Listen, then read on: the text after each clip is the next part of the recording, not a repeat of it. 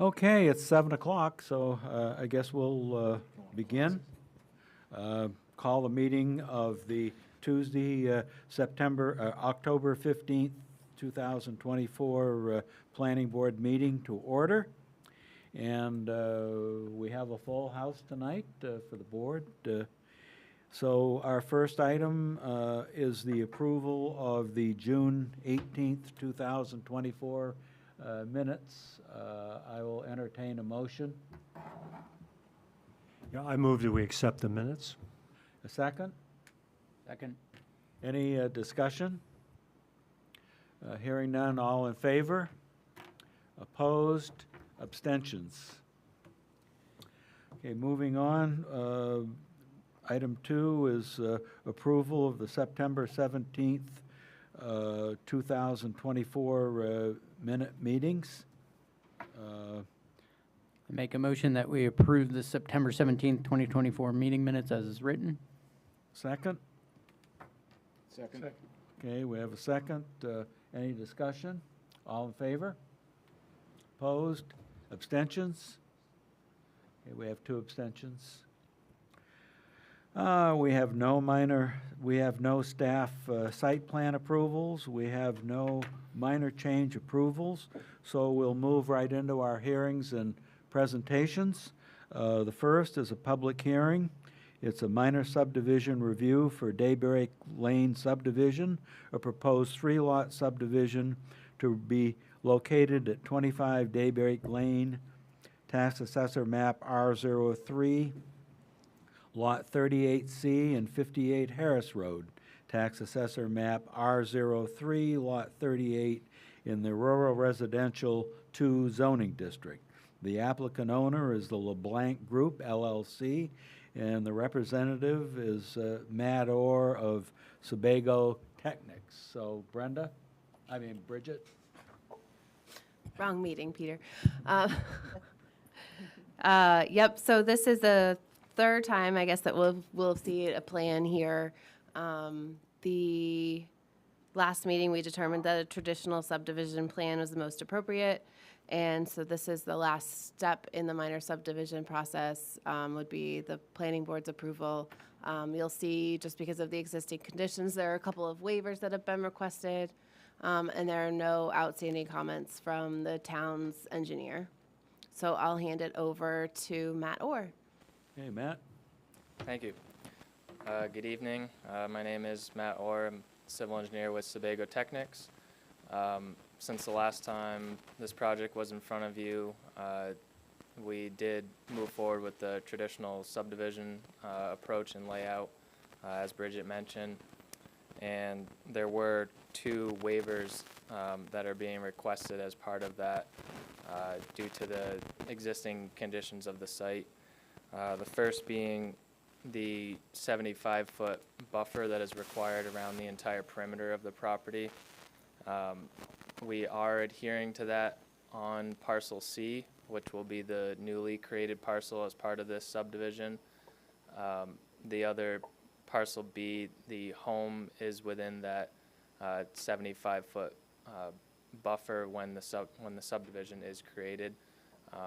Although it does meet all setbacks if it were to be a standalone lot for building. So our waiver is looking to just have that buffer limit be within the newly created parcel C.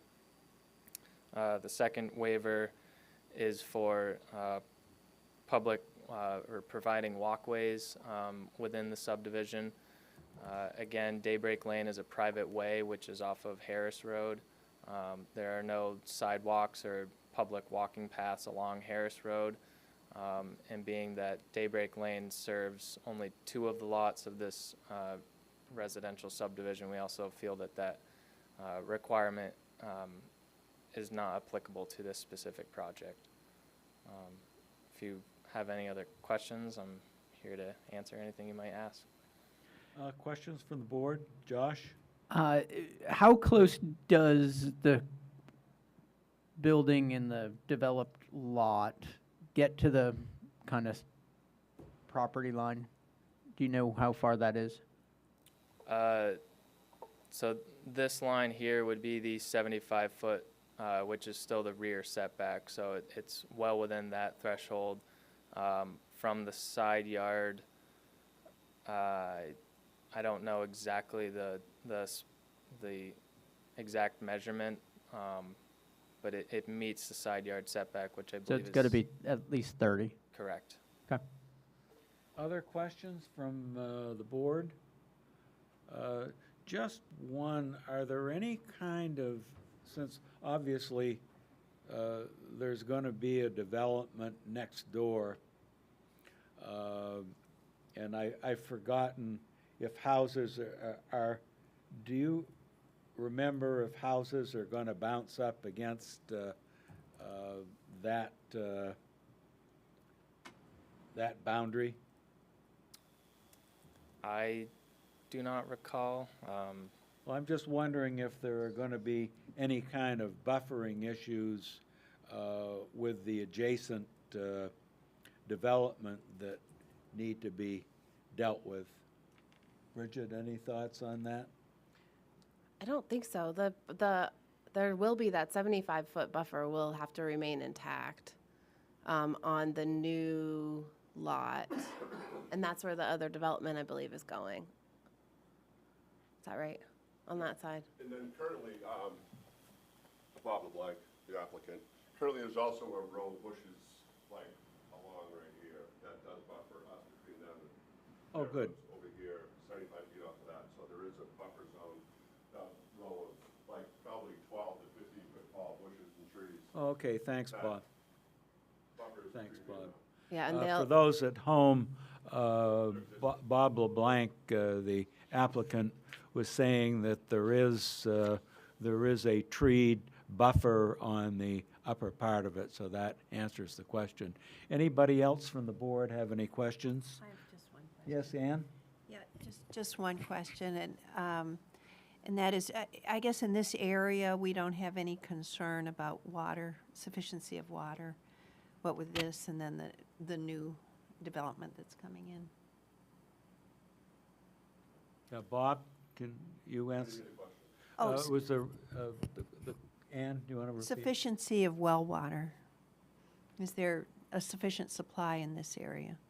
Yes, and I mean, this is one additional residential lot Right. For this specific parcel. I can't speak for other developments that may be going on nearby, but Okay, so the other two houses, I take it, have never had a problem. I think I read that. not, no. Bob, could you? Our lot has 3.5 gallons a minute at 575 feet, and it was fracked. The farmhouse out front has 2.5 gallons a minute at 475 gallons unfracked. In this lot, based on our buildup envelope, will be, our well is here, and this well, I think most likely will be, a couple hundred, 300 feet away Okay. on that, up on this area, So what's, between the two lots. Bob, while you're up there, if you could go to the, so what is the, on Marion's drilled well, how far did they go down? 475, Okay, The and farmhouse, yeah. and they're getting how much? 2.5. Okay, and you're about the same thing? I'm 575, and I'm getting 3.5, but we were only getting about 1.5 until we fracked it. Okay, So we're getting 3.5 after that. okay. All right, thank you. Is that, Yeah. any other, Thank you. any Thank other you. questions from the board? So at this point in time, I'll open the public hearing if there are any members of the public that wish to comment. John?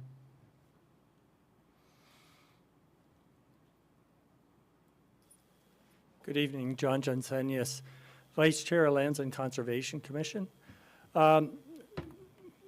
We agree that parcel A, which is privately owned, although we don't think you can impose a buffer on that property, it looks like that property is retaining a buffer, about a 75-foot buffer. So no issues there. We agree on parcel C with the proposed buffer of 75 feet. On parcel B, What we would question is whether or not might be more appropriate to keep the 75-foot buffer and issue variances for the structure that's there and also for the roadway leading into it. So those are our concerns. We think it is more appropriate keeping that buffer and issuing variances for the things which would need a variance. Thank Thank you. you. Anybody else from the public wish to comment? Hearing none, I will close the public hearing and bring it back to the board. Josh? Bridget, do we can't do variances, but do we really even need a waiver in that this is an existing condition? I mean, is it grandfathered in? It's not. You do Okay. need the waiver. Thank you. Okay, anything else from the board? Being none, then we've got two waivers to deal with. The first one is the waiving of the 75-foot buffer on the lower portion. What is the board's wish on that? I will make a motion that due to the unique nature of the project that we waive the requirement of a 75-foot buffer for parcel B. Do I hear a second? Yes. Second. Okay, discussion? All in favor? Opposed? And the second waiver is the regards Mr. the Chair. roadway. It also needs to be waived for the initial parcel because it cannot be imposed as that lot has already been sold out of the subdivision. So Is that what? parcel A? Parcel ca- A, yes.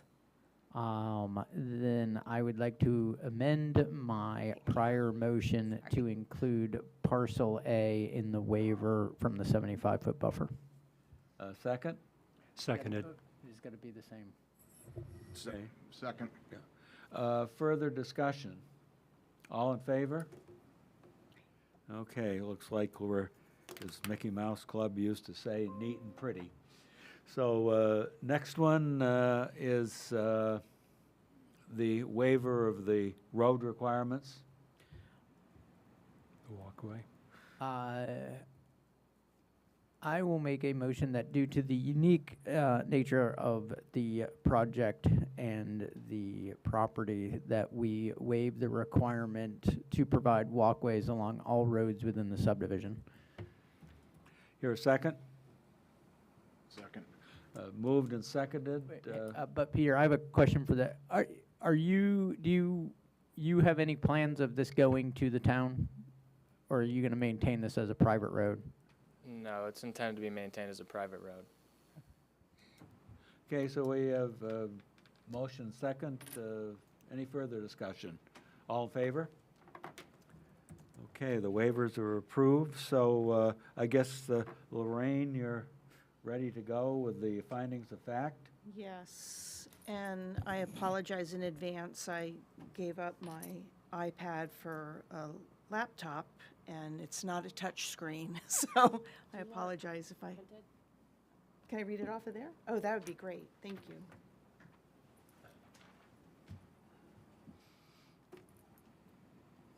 Yeah. Okay, thank you.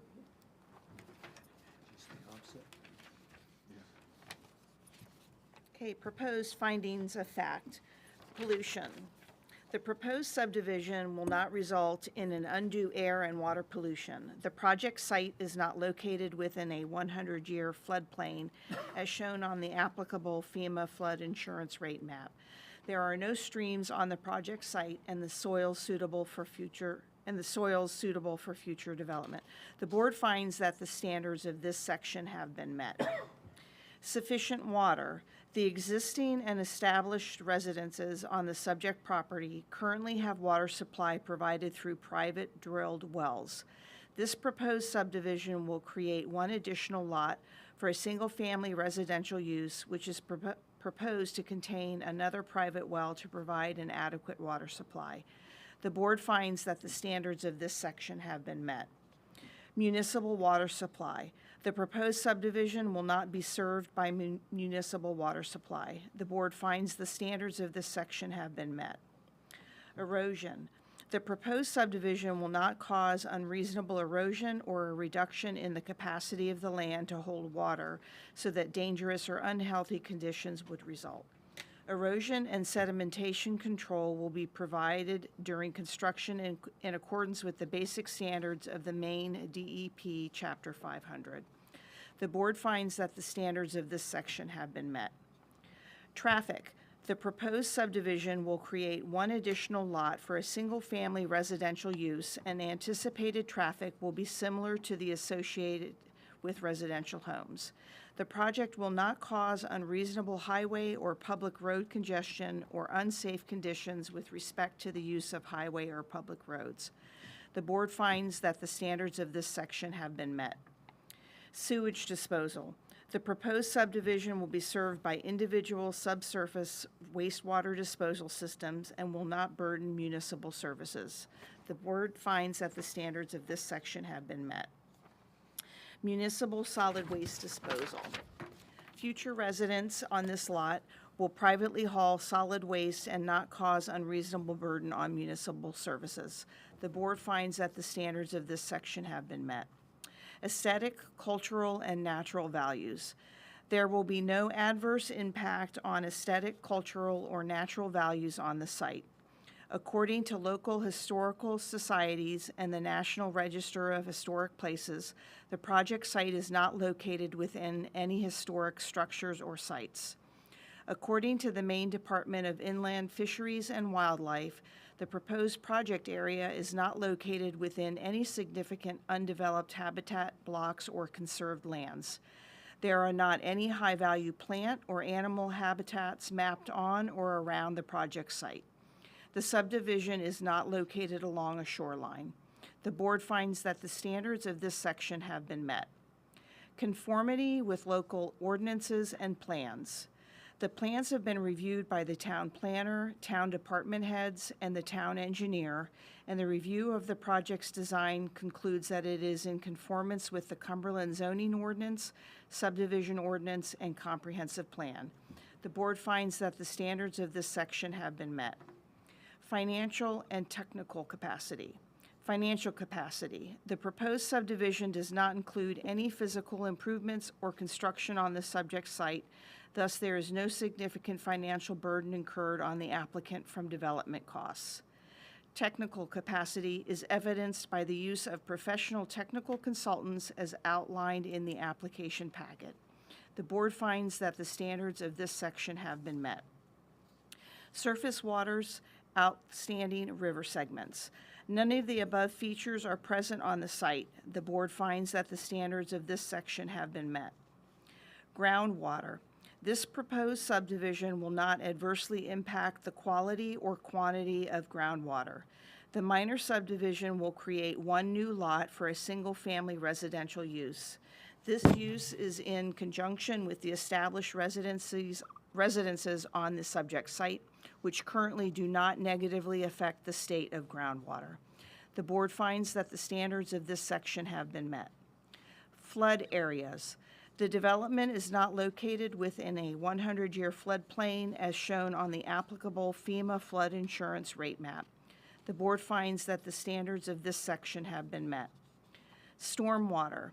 The proposed subdivision will provide adequate stormwater management by maintaining existing drainage patterns and the discharge of concentrated flow off-site to manage any potential erosion.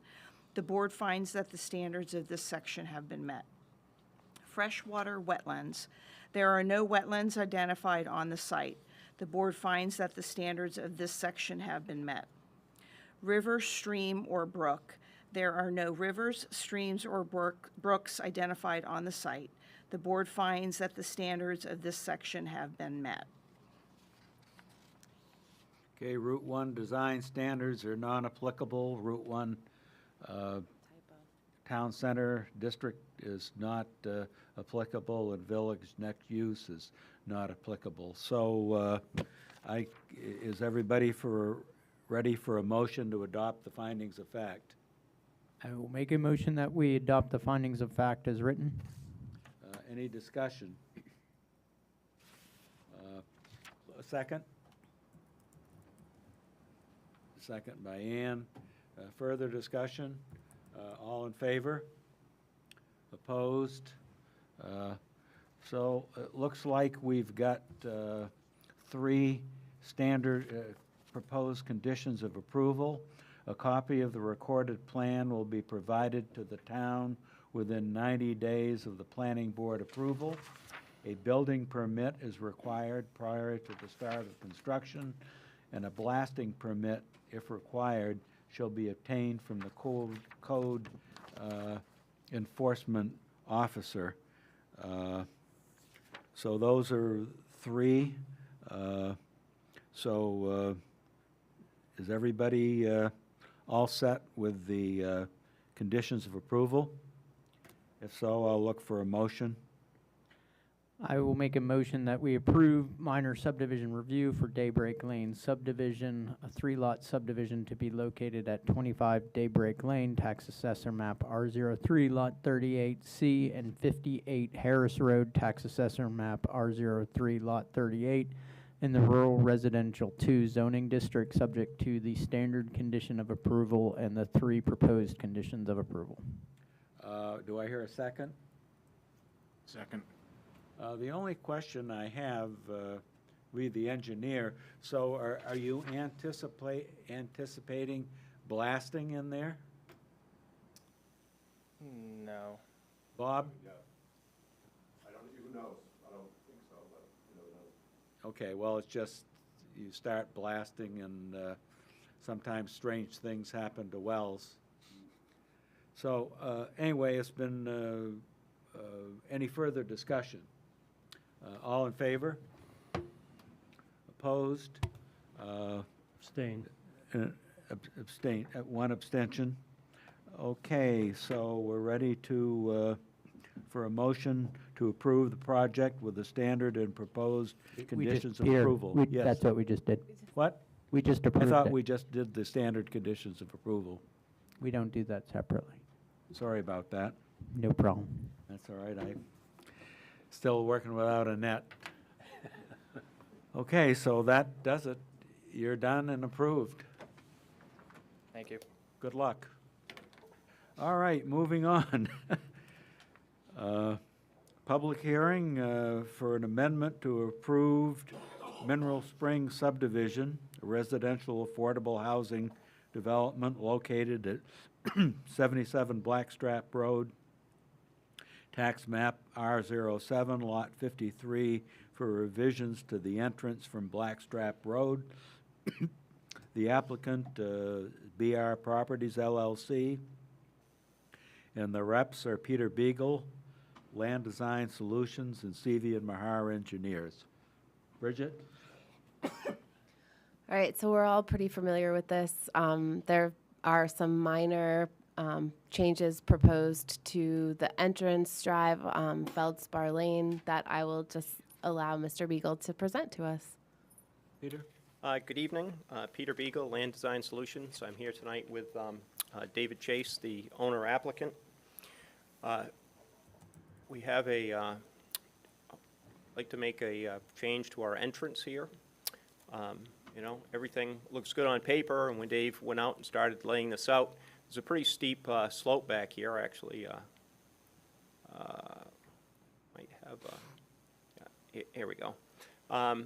There's the existing slope back there. We had laid the drive out in the existing pavement, and when we started laying this out in the field, said, you know, there's really no reason why we couldn't slide that drive over another 7 or 8 feet and give ourselves a little more shoulder room between the road, there's a gas line that goes in the shoulder, and that embankment.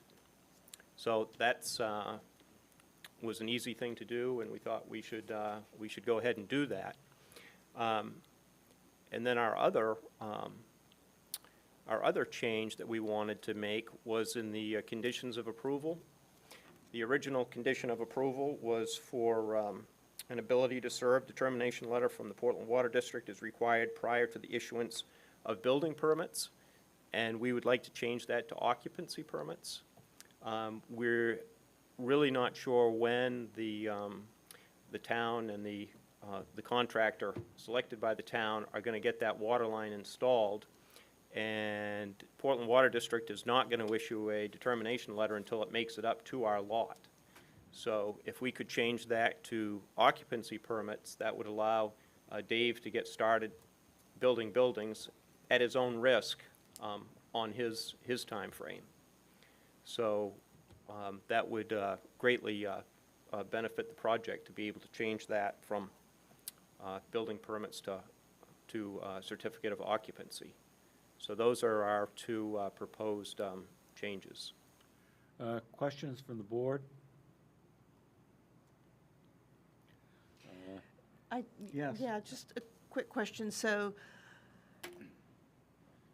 you're asking for that to be changed to certificate of occupancy, so which is issued when a building, a residence is complete and the owners are free to move in. Correct.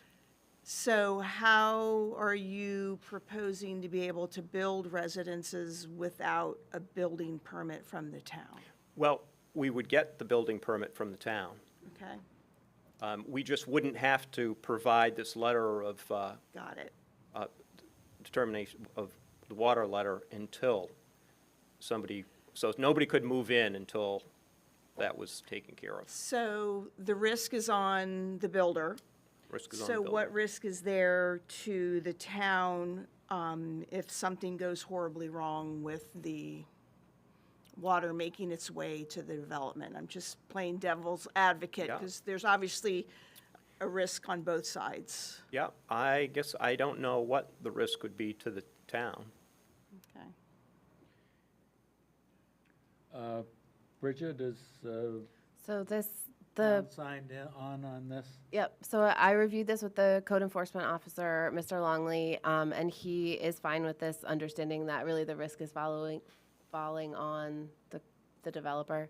And it makes sense. I mean, I think the town wants the development to move forward. They're in the works or under contract, I can't remember, to move that water line across the highway. So it's coming. I think it's just a matter of time. Okay. Thank you. Josh? Does the change of the roadway affect the sight lines No, in any appreciable material way? no, and actually, the very end, I think, is only maybe 3 or 4 feet, and then there's kind of makes a little bit of a sweep as it goes in there. So the only parts that changed were what's shown clouded in red there.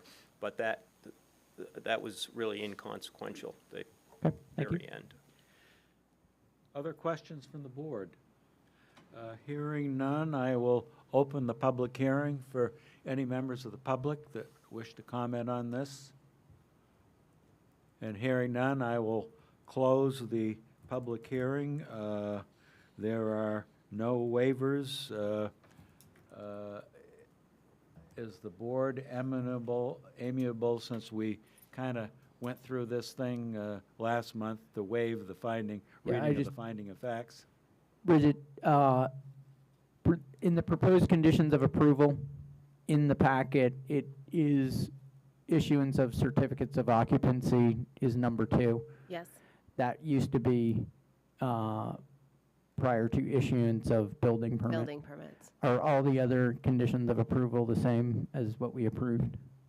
I've removed 2 because we've met those conditions. I can tell you which ones they are real quick if we need to add them back in. Let's get to it. Let's get to it after we deal with the next thing, which is, were there any changes into the findings of fact? I make No. a motion that we waive the reading of the findings of fact. Here a second, Lorraine? Second. Yes, I second. Any discussion? Yes. Was there a change to number 1, findings of fact? The proposed amendment to the road has been reviewed. They're all, I mean, they all basically say the proposed amendment to the road, but the standards have all been met. So they've all They all do. been revised just to discuss the amendment to the road. So are we ready for a motion to vote for waiving of the findings of fact? If so, all in favor? Voting of the reading. of the Reading. findings. Yep. All in favor? So now it's Opposed? 6. Then it's approved. So proposed Just wait conditions the of reading, approval. they still have to- Yeah, so what do we get rid of? What two went away? Bridget, Okay, and then you need to adopt the findings of fact. Oh, that's right, we only waived the reading. Sorry, thank you, Christine. Before that, then, I will make a motion that we adopt the findings of fact as written. Seconded. Moved and seconded. Further discussion? All in favor? Opposed? We have done that, so now we are to the conditions of approval. Do you want to keep the ones that I took off? No, I think we just probably ought to put them into the record of what is no Which longer ones I there. took off? So then, Peter, we're going to need a new printout. Okay. Oh, wait, why? Well, Are they in there now? No, I'm just saying we ought to, they're required to be on the approved site plan. right, no, I'm not saying we should add them, let's just put them into the record that they've been removed. to read them tonight. Read them into the record. Okay. Okay, I'm partially lost, but I- that's nothing. I just think we do, because we're actually amending, we're making that change to this project too. In other words, if we don't say what we're not doing, then we're gonna make an amendment. We're making two positive amendments. We're changing the roadway, and we are changing the language of the proposed conditions of approval in regards to a certificate of occupancy as opposed to a building permit. But we also are eliminating two conditions of approval that were previously approved, and we're taking them off. We need to. We're taking them off because they've been completed. So I was going to say. Oh, They've they've been already met. been The done. conditions of approval have been met. So do you want me to read them to you as they are still existing conditions of approval? Yeah, that's where I'd say just read them in, and we Well- won't add them again. They're already met, but just so that I don't know, that throws me into a quandary. I'm sort of, If you want to be able to sign the plan, I would just read the new proposed conditions of approval. So when Hang on, they folks. approve the amendment Having a caucus. with the new however many conditions of approval. yeah, we can just do it as, Do it. well, I'll just amend it to the eight Eight. proposed conditions of Yes. approval.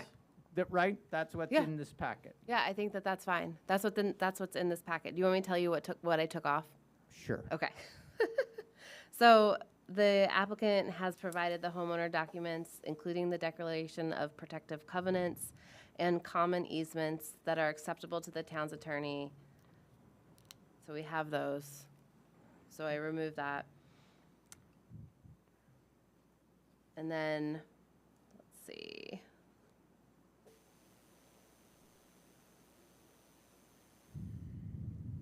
The performance guarantee for an amount and form acceptable to the town manager has been provided to the town.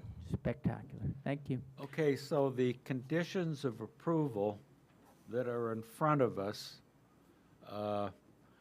with the exception of, we've modified number 2, is that correct? That's correct. So I'll read 1 through, and I'll have you read 2.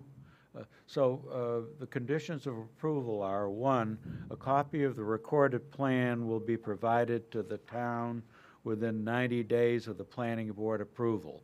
Number 2 is, It's as written, an ability to serve determination letter from the Portland Water District is required prior to the issuance of certificates of occupancy. so that is okay. Yep. All right, the third required SLODA permit from the Maine DEP is required to the pre-construction conference. All clearing limits shall be flagged and approved by the town engineer prior to the pre-construction conference. All legal and technical fees shall be paid to the town prior to the pre-construction conference. A pre-construction conference is required prior to the start of construction. A blasting permit, if required, shall be obtained from the code enforcement officer. Dave always loves to blast.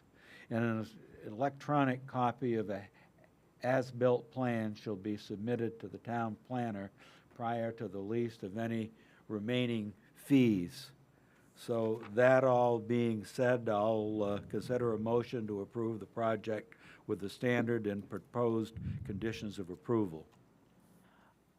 I make a motion that we approve the presented amendments to the approved Mineral Springs subdivision residential affordable housing development located at 77 Blackstrap Road, tax map R07 lot 53, subject to the standard condition of approval and the 8 proposed conditions of approval. Second?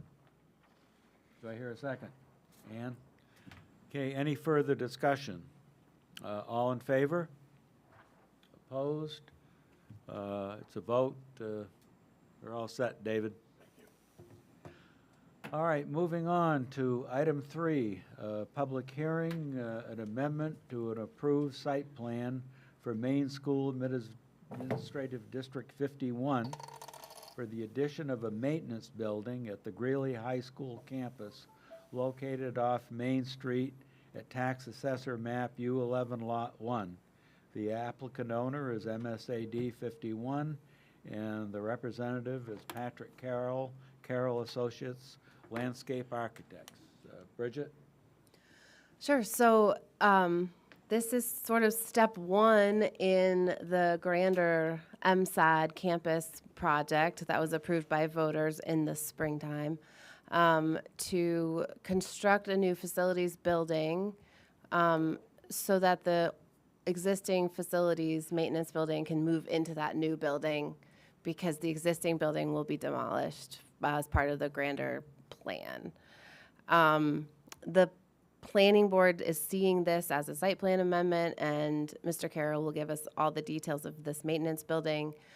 We will also see a full site plan amendment submission coming in from MSAD soon, this year, I hear.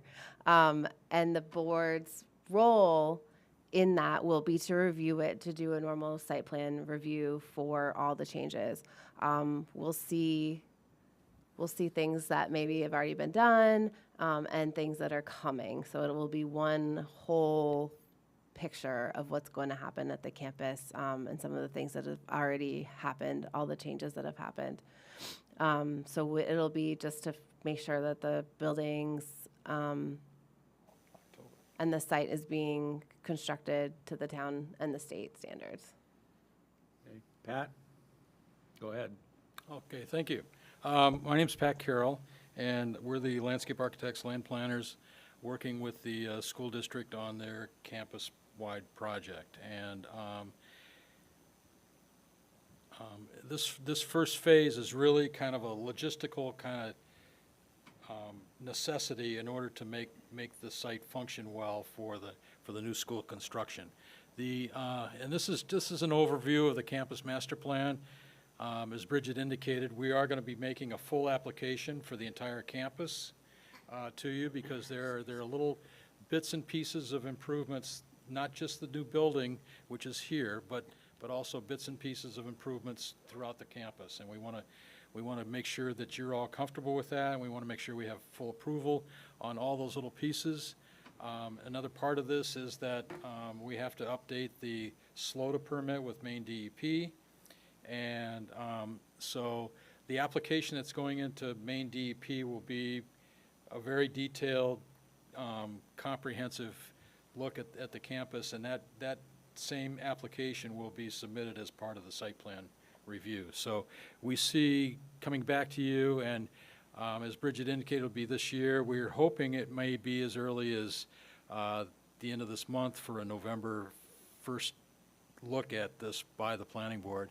We think it's probably going to take a couple of meetings, maybe a workshop and then a public hearing, or maybe a couple of workshops if need be. But we want to just make sure that the planning board and the town is comfortable with what's being proposed out here. So as I indicated, this project is really designed to kind of accommodate the maintenance building that's currently on the campus. It's really in the way, and we looked at trying to kind of work around it, and it's just not feasible to work around that building. That building's been there for well over 100 years. It was actually part of the Cumberland Fairgrounds when it was back when the fairgrounds were on this site.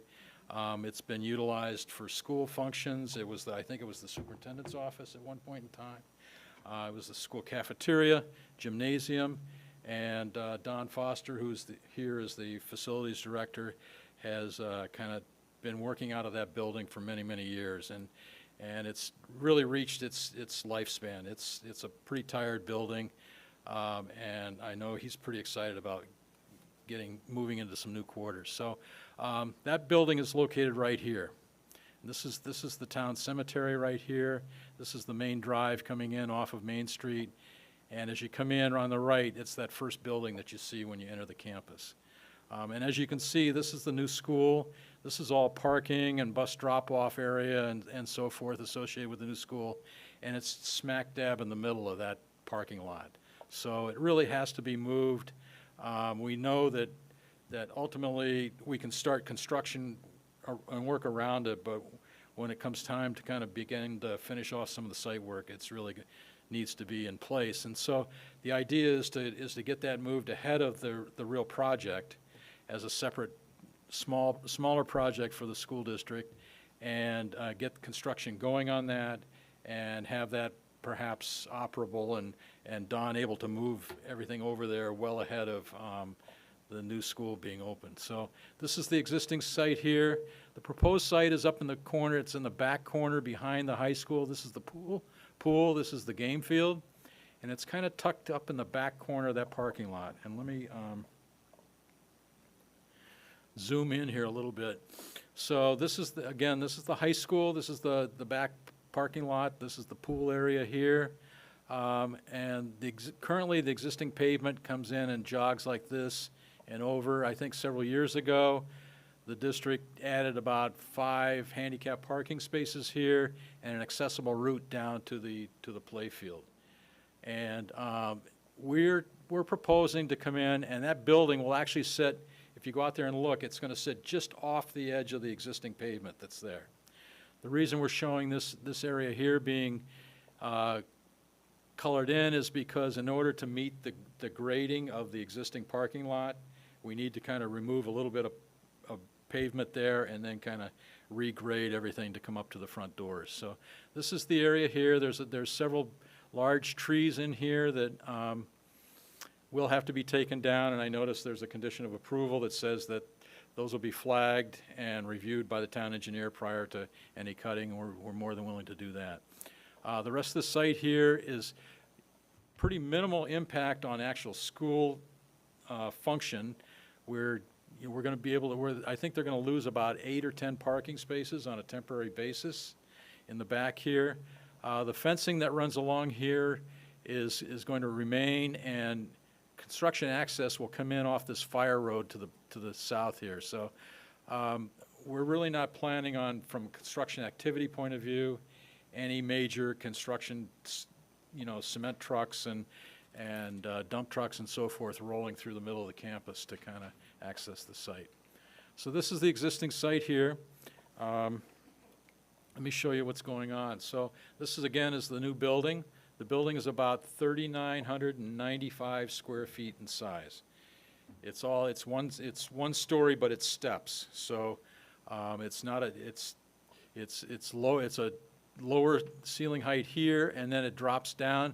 This is about 6 feet below the grade of the parking lot, and it allows for a larger bay area so Don can pull his bigger pieces of equipment inside and work on them inside. There'll be a paved parking area, staging area in the back here for equipment and materials. There'll be a driveway that comes off the existing parking lot and drops down into this secured area. Everything will be fenced in all the way around and with a secure gate so that unauthorized people aren't kind of wandering in and out of this area. The building was designed L-shaped like this to work with the grades of the site. As you know, the grades kind of drop down through here and then rise back up for the field.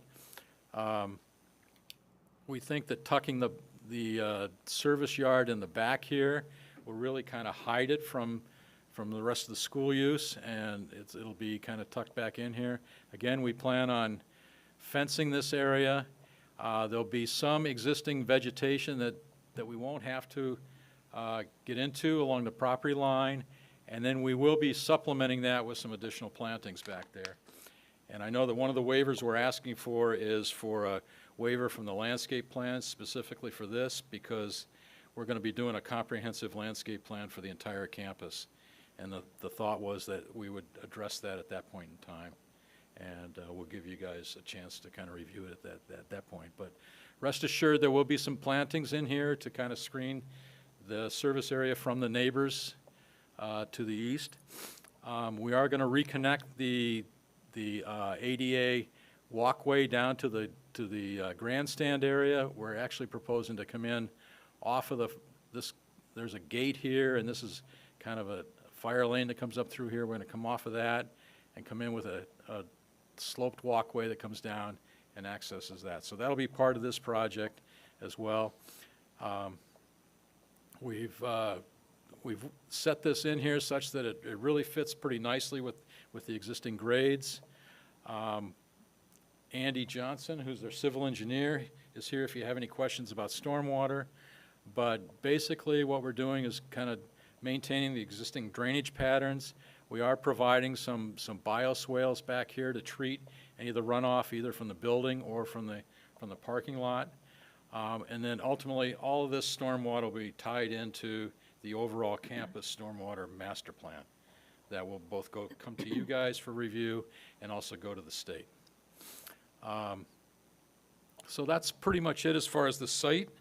As far as utilities go, we are required to bring in new power for this. We can't, there's not the capacity to come off of the existing school with power, so we're looking at coming in either overhead or underground, kind of along the perimeter here and end. We may cut a corner and cut through the parking lot if we go underground. So there'll be a transformer here with feed into the building. Ultimately, that line will continue over. The issue here with CMP is that there's the primary line for the high school comes in, and it actually goes underneath this wing of the high school to an underground vault back in here somewhere. And CMP is not too happy about continuing that effort. So ultimately, we'll be kind of continuing a primary line down and kind of tying into that utility vault, or electrical vault at this location that then feeds the rest of the high school and actually feeds the lights at the field too.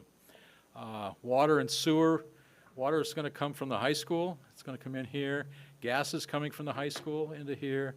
And sewer will be pumped from here up to an existing sewer line that is then a gravity line that flows down and out towards Tuttle Road from here. So that's how the utilities are working. This is the building footprint or floor plan. As you can see, it's really it's one story, but there is a break in grade here. And so you'll see a set of steps that comes down.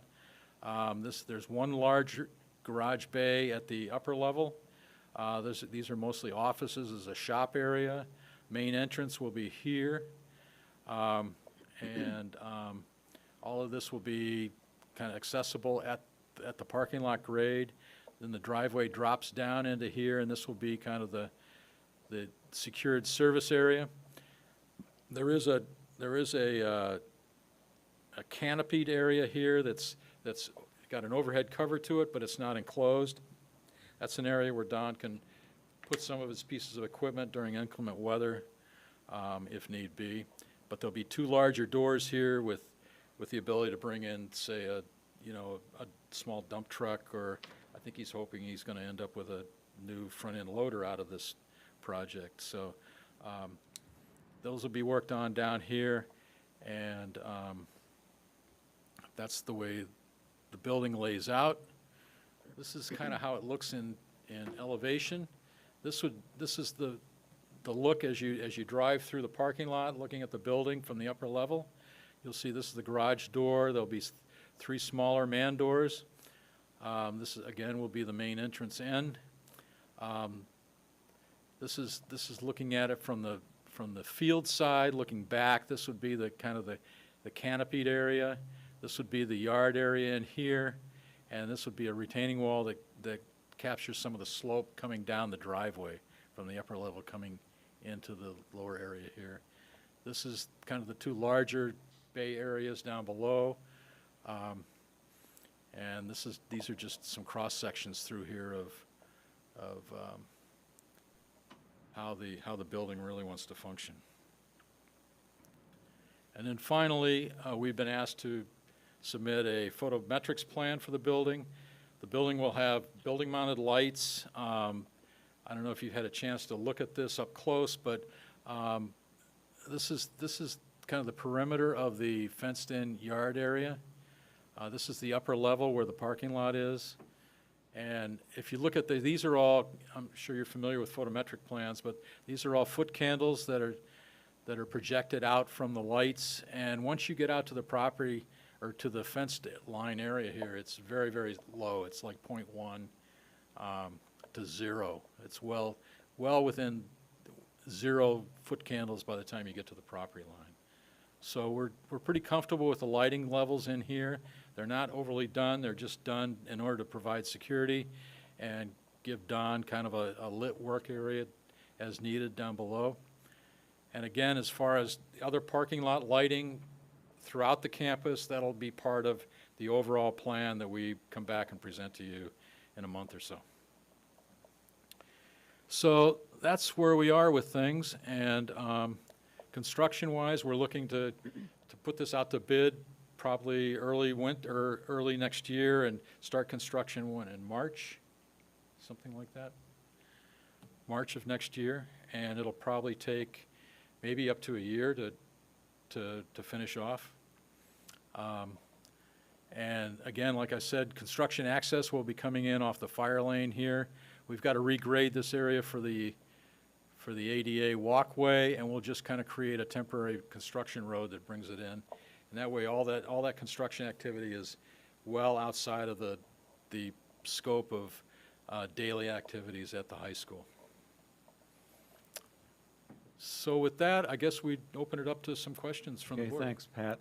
Questions from the board? So, Lorraine? I have a quick one. During construction, you mentioned that there were handicap parking spaces. Will those remain accessible in the parking lot? Well, there's some handicap parking spaces here Right. that we're going to have to take those over. So will we'll- spaces within the parking lot Yes, then we'll be maintain that same redesignated? number of parking spaces. We'll just sign them Okay. somewhere else. And then the access to the ADA walkway during construction, will that also still be? Yeah, I think available that's to probably, people wanting to go gonna down to the be, field, or- that's probably gonna be out of bounds during construction, because, and I, to be honest with you, I think what's gonna happen is this is gonna start in March. The bigger picture here is that the field next door to it is, ideally, we're hoping to begin construction on that in May.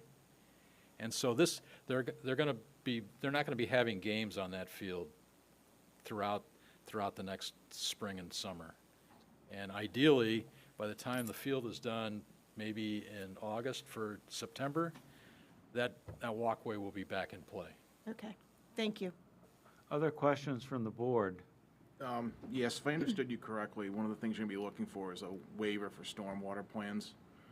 And I guess, when you look at this master stormwater plan, before we start construction on that building, are we gonna try to, have that figured out first, or it's just, it doesn't make sense to put catch basins in, for example, and then find out, we just talked about the road, we're gonna move over 7 feet. What sometimes looks good on plan doesn't always look good in reality. I mean, maybe it's already thought out in your timeline, I was just curious. No, it's, as far as the timeline Yep. goes, yes, you will have full knowledge of the overall stormwater plan well before construction starts on here, because we're working on those plans right now. The concept is to kind of bring those forward, ideally the end of this month, for a November viewing by the board. And we're not going to start construction until February. So those plans will incorporate everything on the whole campus. Sure. Josh? So I was gonna bring this up with the landscaping plan, but it sounds maybe like, do you really need waivers, or can we just handle this through a condition of approval that we will have a full stormwater plan and we'll have a landscape plan prior to,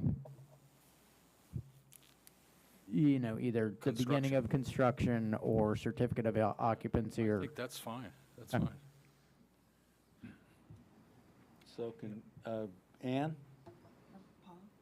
Oh, I'm sorry, Paul? No, go ahead, yeah. Oh, okay, well, I was just gonna, okay, so this is gonna be, oh, sorry. Yeah, so this will start in February, March. And when will the major site plan, the major construction start on the new building inside? Construction on the new building will probably start in July, June or July, after school is out. July, okay. And will that be completed when? 2 years. 2 years, okay. Now, this building too, looking at the appearance, I take it this is just a utilitarian, metal-sided building?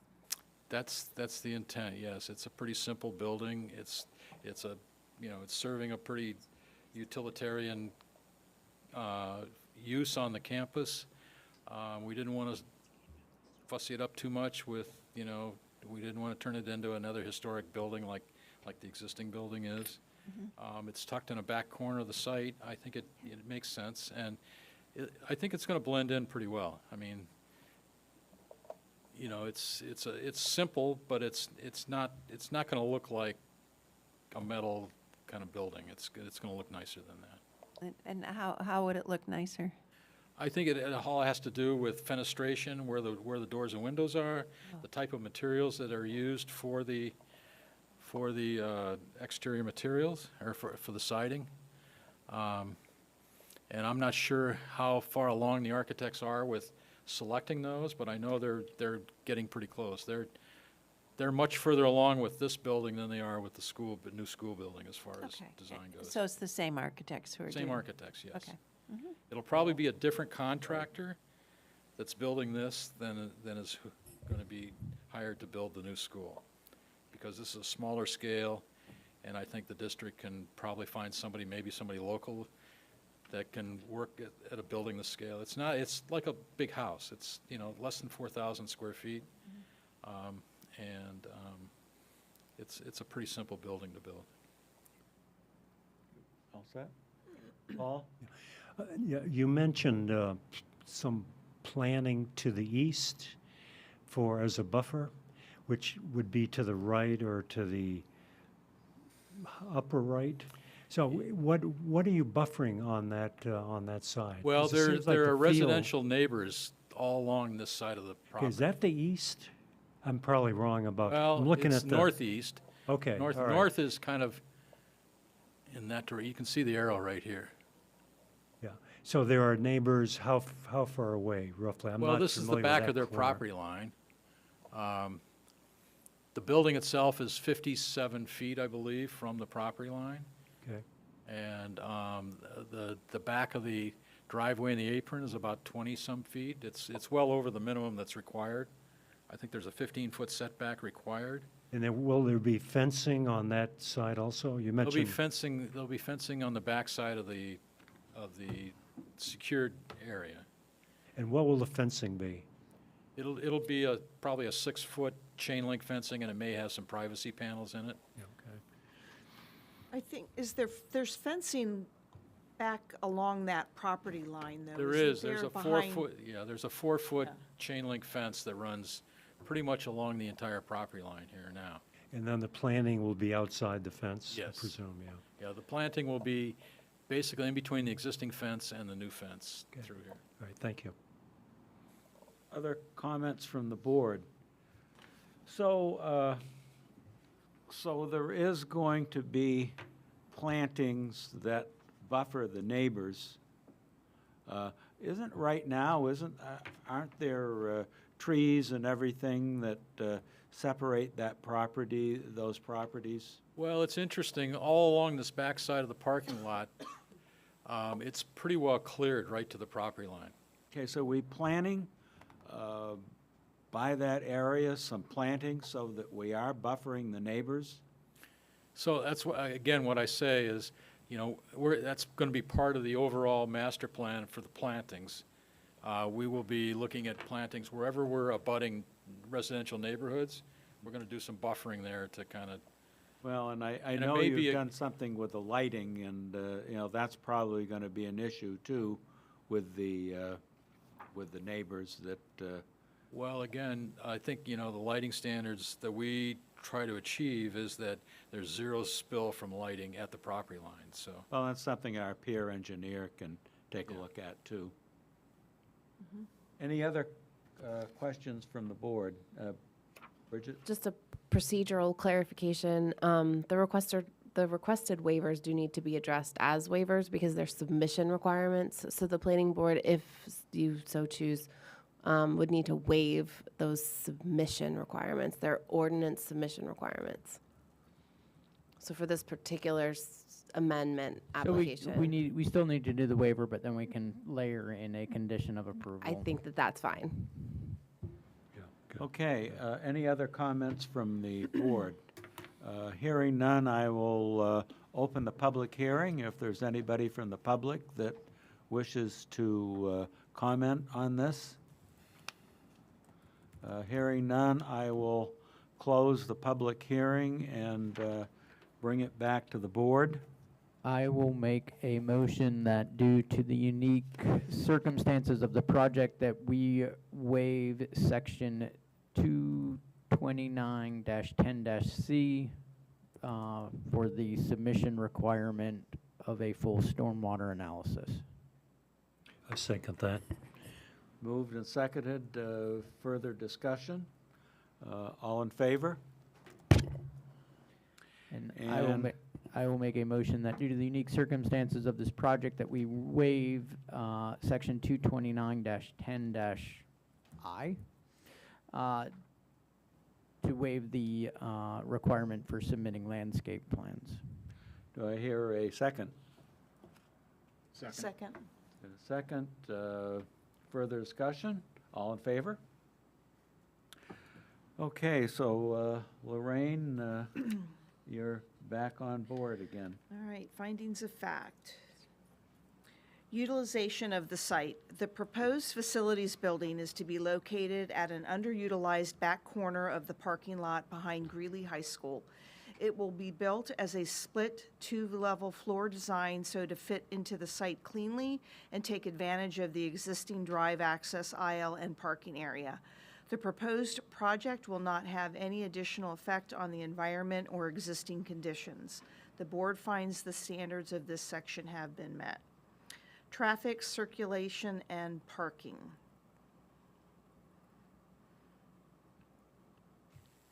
Access and parking will remain mostly unchanged. There will be a new driveway to the lower level of the facilities building, but it will be gated. The project will impact very little of the parking lot and will have a negligible impact to parking lot traffic, circulation, or parking. A new gated driveway to the lower garage area will be located on the north side of the building off the back corner of the existing parking lot. This location was selected due to its minimal visual and physical impact to the site. The building and driveway location will provide for easy service and emergency vehicle access and fire access from three sides. The new building will be located adjacent to the existing parking so to be able to utilize the parking for this facility without impacting more site area. All vehicle circulation will be kept to the north of the building so to align with the existing drive access aisle and so not to conflict with pedestrian circulation. The new building will intersect a sloped walkway from the back of the school parking lot down to the athletic field and bleachers. The walkway will be relocated so to maintain accessible pedestrian access to the game field. The board finds the standards of this section have been met. Stormwater management and erosion control. All existing drainage patterns will be maintained wherever possible. A small bioswale is proposed to collect and treat runoff from the building and yard area. Best management practices for erosion control will be utilized on this project, and temporary erosion control barriers have been identified on the provided plans. The board finds the standards Larry? of this section have been met. I think since we don't have a stormwater plan, maybe we throw in the subject to the proposed condition of approval. The board finds that this section has the standard, whatever. The standards of this section have been met. I concur. Would you like me to repeat that? I don't think you need to repeat that. Is that- Okay. and- but when I you was going to get- ask you to repeat it again so I could repeat it. But I think we're gonna do this, I think we should probably do the same For- thing when we get to landscaping, Landscaping. buffering. Okay. So can you repeat what you said so I can add it to that when I get there? So it was I would like- just say, rather than the board finds that the standards of this section have been met, subject to the proposed condition of approval, the Okay. board finds that the standards of this section have been met. Got it. Thank you. You got that, Christina? Okay. So if I forget it, Christina, you'll read it back. All right, water, sewer, and fire protection. A new domestic water service connection is proposed to the building. It will be an extension of existing site water from the high school. A new sewer service connection is proposed to connect building to existing site sewer. A small exterior pump station is proposed with a 3-inch force main to discharge into existing sewer manhole in the rear of the high school. New underground power and communication service are proposed to the building. They will be extensions of existing site utilities servicing the Greeley campus. There is one public fire hydrant nearby to serve the site if needed. The new building will have fire alarms. The board finds the standards of this section have been met. Water protection. The new building will be served by public water and sewer and will not impact any groundwater sources in the vicinity. The new building will be served by public sewer, so there should be no water quality issues.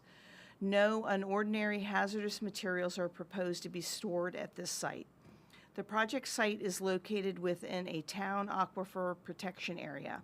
Both public water and sewer connections will be utilized to prevent degradation to the resource. Stormwater management will use current best management practices to prevent degradation to the resource. The board finds the standards of this section have been met. Floodplain management. Based on a review of the FEMA floodplain maps, the site is not located within a floodplain. The location is classified as Zone C, areas of minimal flooding risk. The board finds the standards of this section have been met. Historic and archaeological resources. The campus was previously reviewed by the Maine Historic Preservation Commission as part of a previous DEP site location of development permit, and no historic or archaeological resources are known to exist. The board finds the standards of this section have been met. Exterior lighting. The building and yard area will be lit from building-mounted lights, which will provide adequate lighting for safe use while avoiding undue glare and adverse impact to neighboring properties. The board finds the standards of this section have been met. Buffering and landscaping. The proposed project will provide buffering to the neighborhood to the north. This will be supplemental to the existing vegetation that will be preserved along the northern property line. Subject to the proposed conditions of approval, the board finds the standards of this section have been met. Josh, is that good? Yep. Yep. Sorry, I gave you a thumbs up. Good. All right. Noise. The development will create a noise level that will be the development will not create a noise level that will be a nuisance for adjacent properties. The facility is only expected to produce typical accepted levels of sound during traditional school operation hours. The board finds the standards of this section have been met. Storage of materials. Any storage of bulk materials will occur on the lower garage level and will be within a gated fence enclosure. The board finds the standards of this section have been met. Capacity of the applicant. Technical ability. The applicant has retained qualified professionals as evidenced in the application packet. Financial capacity. The project is funded by a voter-approved project bond that passed on June 11th, 2024. The board finds the standards of this section have been met.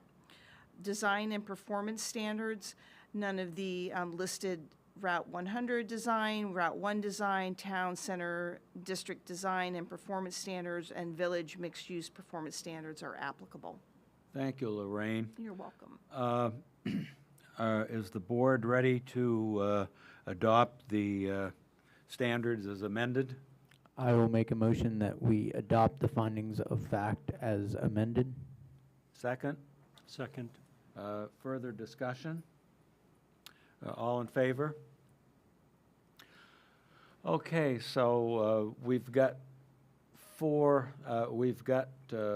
three conditions of approval plus two more, is that correct? Well, was there something about the flagging of trees? Did you put that in somewhere? The applicant mentioned he'd seen it, but I don't see it in the package. Conditions of approval, all clearing limits shall be flagged and approved. It's not the 10-inch one. Right, okay.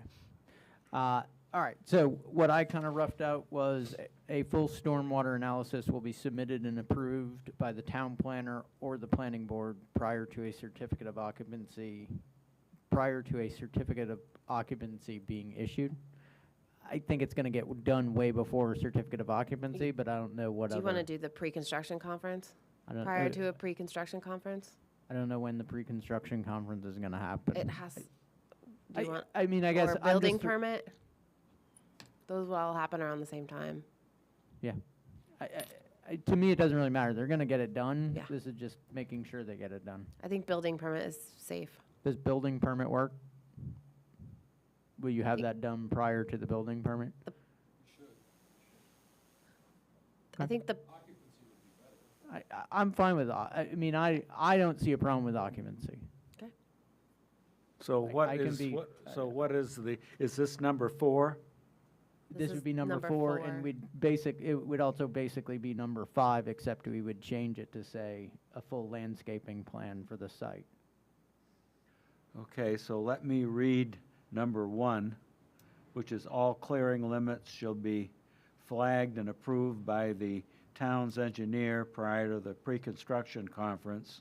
2, a pre-construction conference is required prior to the start of construction. And 3, an electronic copy of the as-built plans shall be submitted to the town planner, and we have added 4 and 5. So I'm ready for a motion to approve the project. Well, is everybody okay with those proposed Oh, yeah. Bridget and I have just kind of roughed them out. Anybody have any? I guess the building permit makes more sense for the stormwater to me, but it's just my opinion. and I think the applicant's up against the DEP too, so they're getting all their documents and ducks in a row where that's concerned. So I think the, Do you guys want to weigh in on, Well, I should clarify here that one of the reasons that we're able to move forward with this small project and not without DEP approval is because there's a exception for public schools with DEP with a site location permit that allows up to 40,000 square feet of disturbed area can be done without going through an amendment to the site location permit, which is on the campus now. So adding up all the other improvements that have been made over the last couple of years, the portables and the new playground area and so forth, we calculated that we're well within that 40,000 square foot exemption. So we're able to move forward with this without DEP approval, but we can't move forward with any construction on the rest of the campus until we get that DEP permit, and that may not be till May. And the idea is that ultimately we would start construction on this probably in February or March of this year. So there's a little bit of a gap there between when we're going to get DEP approval for the campus and when we want to start construction on this small project. So that's why tying it to a building permit, if we don't have DEP approval of the stormwater plan until May, it may compromise that somehow. And CV Mahar does say in their letter that they were okay with us waiving it in its entirety, so Correct. Yeah. I guess I feel we can give them some latitude on the timing.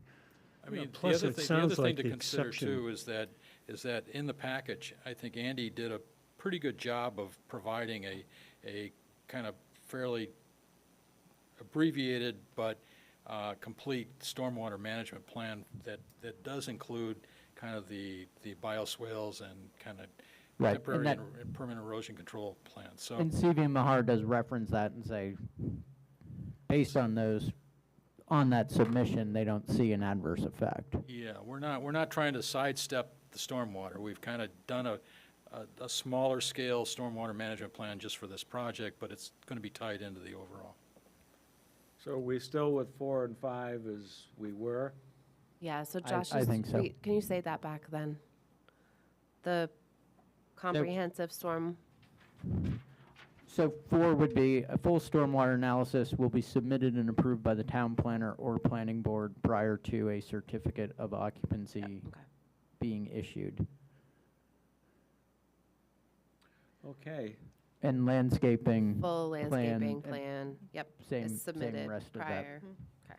let's say, so are we ready for a motion to So- approve the project? I will make a motion that we approve the proposed amendments to an approved site plan for the main school administrative district number 51 for the addition of a maintenance building at Greeley High School campus located off Main Street at tax assessor map U11 Lot 1, subject to the, sorry, I'm gonna have to flip around here for a second. The limitation of approval, the standard condition of approval, and the 5 conditions of approval. Okay, a second? Second. Further discussion? All in favor? Opposed? Then it's a vote. Hang here for a minute to just figure out, because where we want to go with, because you had mentioned in November having some kind of a workshop or just a regular presentation. I think it doesn't take an MIT engineer or something to figure that this next stage is not going to be as smooth as this one, given given the issue with the turf field, drainage into the Meadowbrook area, and probably some issues with noise. So I guess the thing with the board is, do we just want to let the just presentation come through, get the public comment and go from there, because how does the board, or Bridget, how do you want to handle this? I think it's up to the board. I mean, I think that there's this building committee happening through the school board, which Pat is a part of, and they're looking at all of these things. And I mean, ultimately, it's up to the board to decide whether or not the site plan meets the ordinances. And if they're ready to submit a full packet, I mean, if you would like it to be in a workshop first, we certainly can do that and have a presentation regarding all of the things, major concern areas like the turf field, the drainage, those kind of things, and then we can discuss it and allow public comment, or we can go right to an approval meeting if you prefer.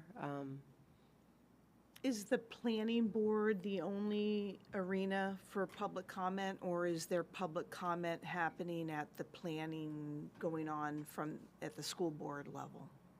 Pat, you want to answer that? I mean, the building committee's meetings are open to the public. And there's a special turf. There's a building committee meeting that happens every 2 weeks.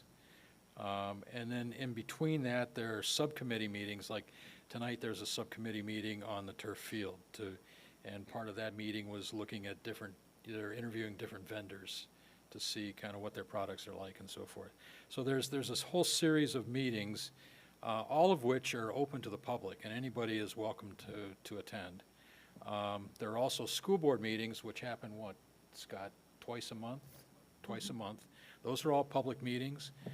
There's a school board meeting, I believe, tomorrow night, or Wednesday night. What is tonight? Tuesday? That would be tomorrow. Thursday night. At which time that the school project's going to be discussed as one of the agenda items. So there's a lot of opportunities at the school level, at the district level for public interaction.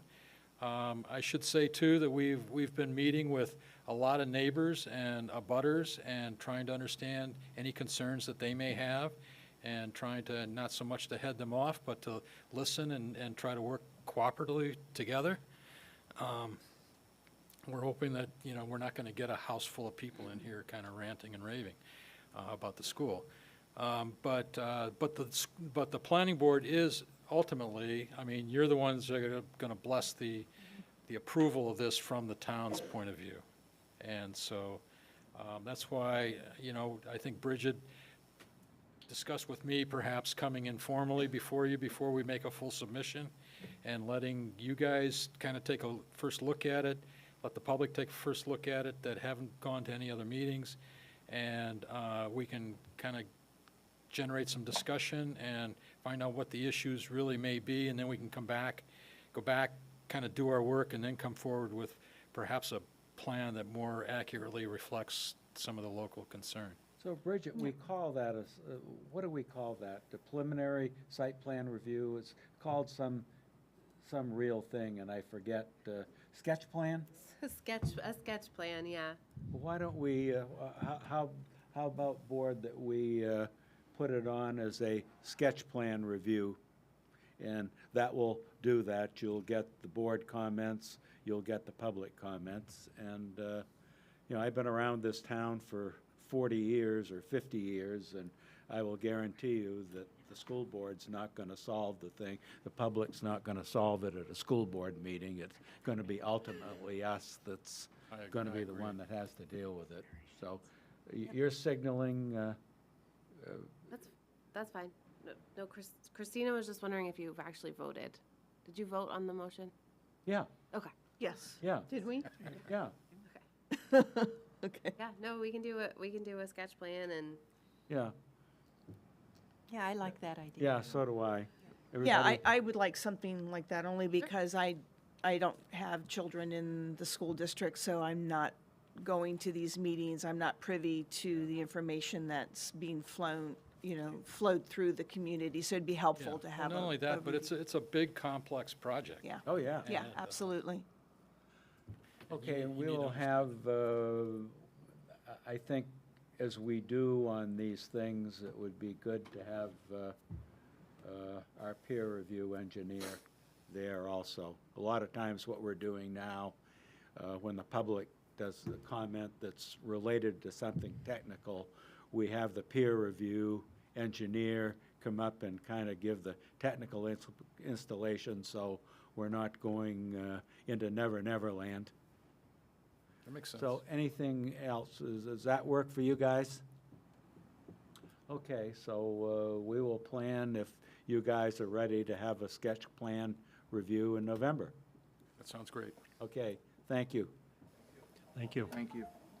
All right, moving onward and upward to item 4, which is to review and recommendation to the town council on amendments to the Cumberland Code of Ordinances, Chapter 250, Appendix A, Subdivision Review, Processes and Flow Chart, Appendix B, Application for Major or Minor Subdivisions, and Appendix E, Conservation Subdivision Application Submission Requirements and Checklists. Bridget? so this is a product of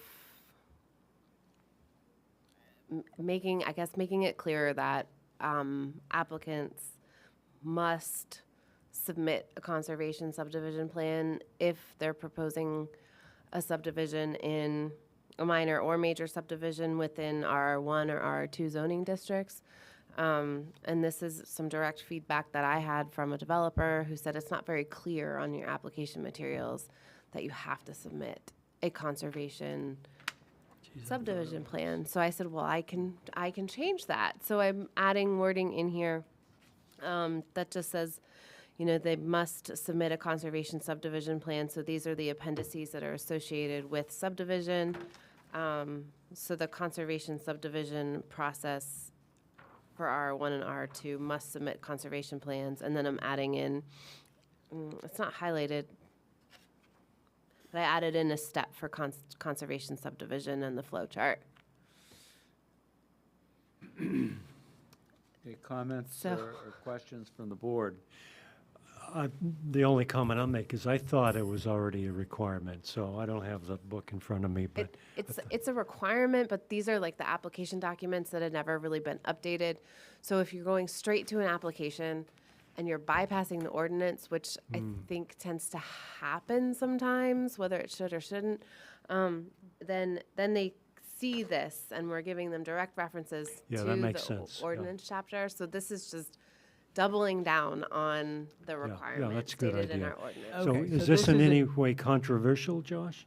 No, sorry. So this is, you're not actually changing anything within the ordinance. This is just Nope. a complete These another are- separate packet. Correct. These are just the application packets that anyone would look at if they want to apply for a major or minor subdivision.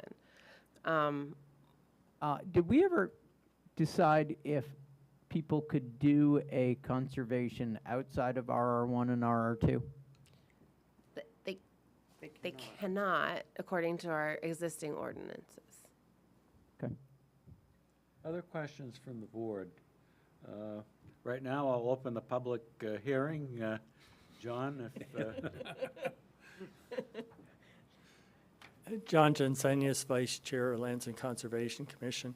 We thought things were pretty clear, but anything that helps the people understand when they're applying for a subdivision, we're all in favor of, so thank you. thank you. Thank you. Any other comments? Hearing none, I'll go back to the board to see what they want to do on this. I like it. I think it makes Yeah. it more clear. So I'll entertain a motion.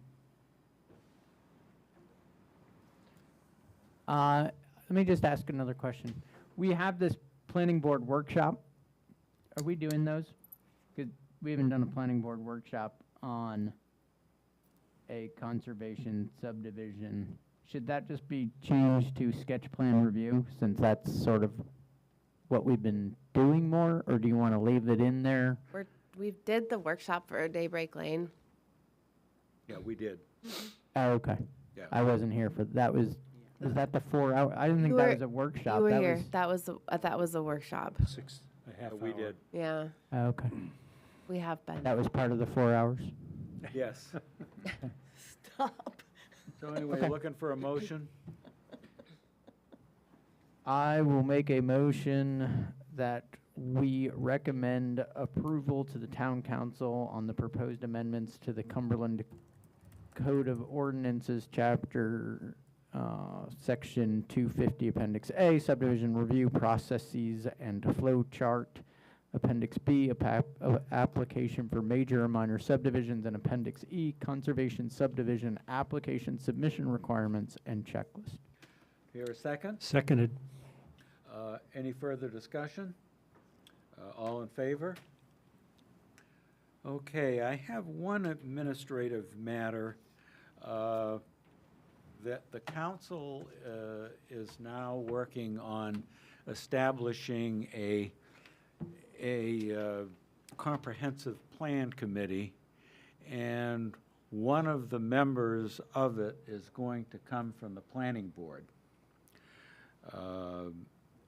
It is going to involve a 2-year commitment, probably meeting every 2 weeks. So prior to the next planning board meeting, everybody give it some thought and see if any of you are interested in more than one we'll probably pull a thing out of a hat. Yes, George? Peter, I'm going to opt out immediately because I've served on a couple of comprehensive plan committees over a period from the early 80s to now, and it's time for some new blood to give their attention to this kind of thing. I kind of feel the same way. I've been on 3 of these things, and I'm not gonna, We're whittling and I down. think people that Wait a are. minute. I've been on none and still want to pull my name from Well, consideration. let's see by next meeting who's interested. If we have more than one, we can pull a name out of a hat. So if you're not at the next meeting, that doesn't mean you can I'm be, thinking You'd better be at the meeting. can be Might be pulling a volunteer, name out of a right? hat to Just, assign somebody. the way it works. I think right now we're looking for interest, but we would kind of like to know, because the council, I think, is going to put the thing in gear, and I think it's better that we're the one that chooses our member than turn it over to the council.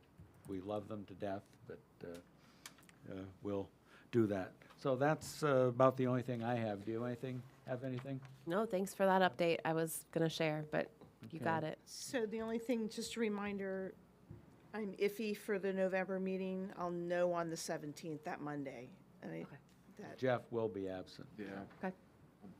Okay, looking for a motion to adjourn. So moved. Second? Second, all in favor? Thank you, everybody. thank you.